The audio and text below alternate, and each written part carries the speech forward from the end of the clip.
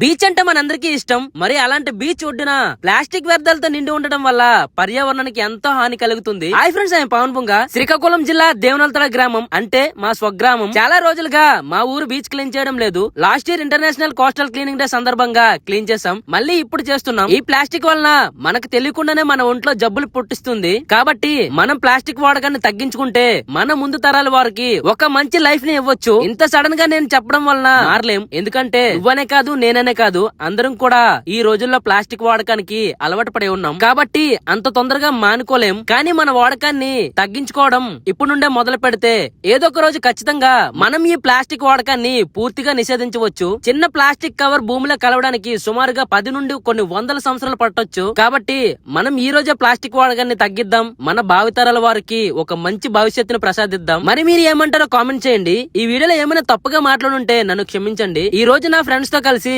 సుమారుగా 400 మీటర్ల సముద్ర తీరాన్ని ప్లాస్టిక్ మొత్తం 14 బ్యాగుల్లో కలెక్ట్ చేసాం. మన చుట్టుపక్కల ఉన్న పరిసరాలను పరిశుభ్రంగా ఉంచుకోవడం వలన మన ఆరోగ్యం కూడా బాగుంటుంది. మనకున్న చిన్న లైఫ్ లో కొంత సమయం ఇలాంటి పనులకు పెడితే మన పరిసరాలను పరిశుభ్రంగా ఉంచుకోవచ్చు. మీరేమనుకుంటున్నారో చెప్పండి. మళ్ళీ కలుద్దాం ఇంకో మంచి వీడియోతో.